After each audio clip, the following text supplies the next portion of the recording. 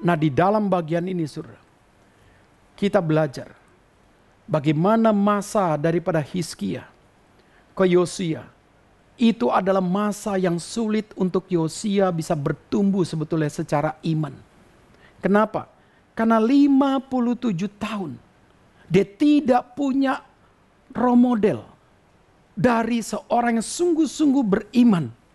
Orang yang sungguh-sungguh taat. Orang-orang yang sungguh-sungguh setia. Orang yang sungguh-sungguh melakukan akan perintah Tuhan. Dia tidak lihat.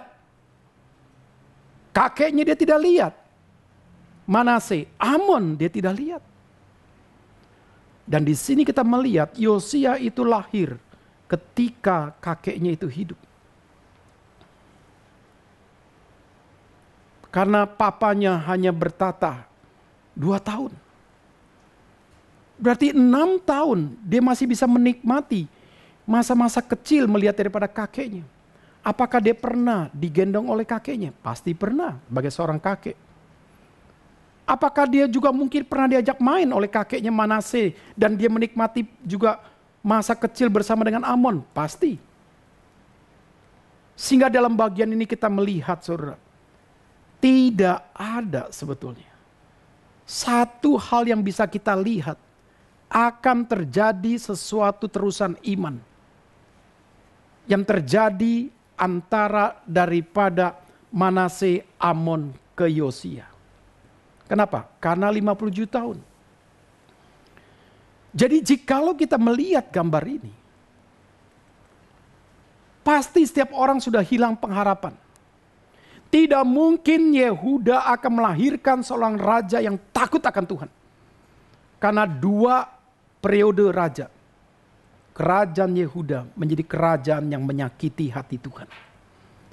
Dia 2 periode raja yang berkarakteristik menyembah Baal, politeis.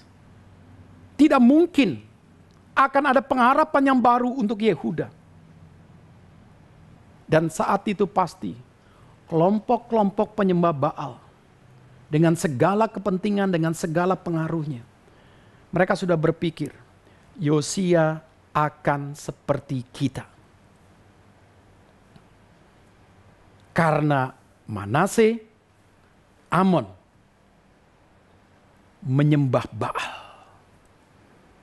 Kemenangan kita penyembah daripada Baal pasti akan nyata. Dan siapa yang menyembah daripada Allah Yahweh akan kalah. Manusia boleh saja memprediksi berdasarkan nilai kuantitas waktu. 57 tahun. Dan saat itu jangan berpikir Tuhan itu berdiam dan tidur. Dan saat itu jangan berpikir bahwa orang-orang yang taat kepada Tuhan seperti Hilkia, imam besar yang mempertahankan rumah Tuhan, itu tidak sungguh-sungguh berdoa untuk kerajaan Tuhan. Mereka mengerti 57 tahun rumah Tuhan dibiarkan hancur. Rumah Tuhan tidak bisa menjalankan fungsi karena tidak ada dana.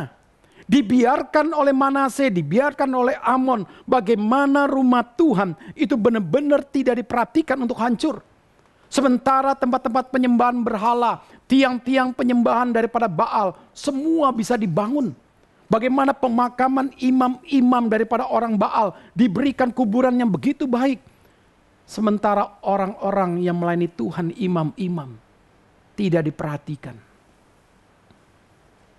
Tapi menjadi pertanyaan, apakah Hilkia pasti mundur? Ada 2 penafsir mengatakan mungkin ini Hilkia adalah seorang imam besar yang melahirkan Nabi Yeremia. Kalau ini benar daripada keturunan daripada yang melahirkan Yeremia, ini berarti memang orang-orang daripada keluarga yang sungguh sudah teruji kasih setia dan ketaatannya. Nah, disinilah baru kita bisa mengerti, saudara, dari mana Yosia mengenal Tuhan? Dari Hilkia.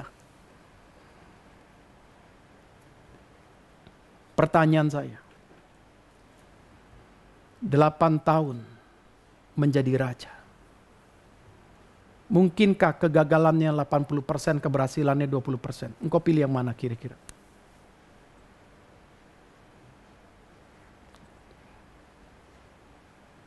Atau engkau lebih lagi?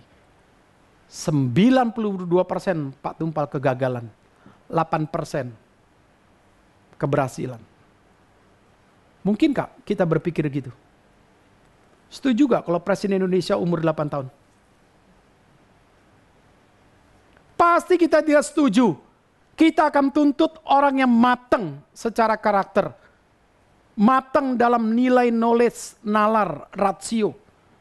Matang dalam soal mengelola emosi.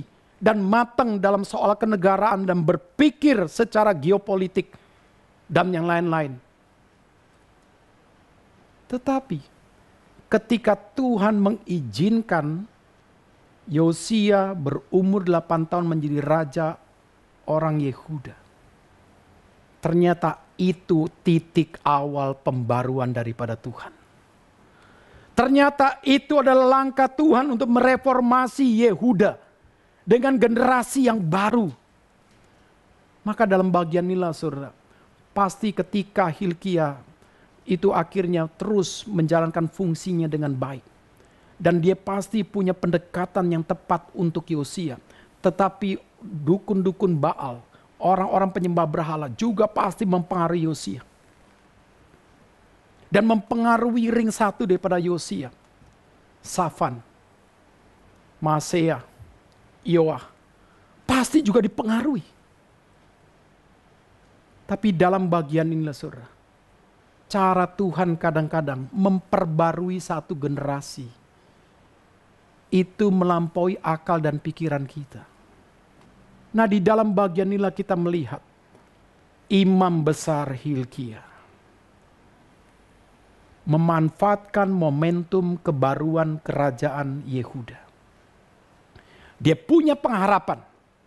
Dia punya sesuatu kerinduan.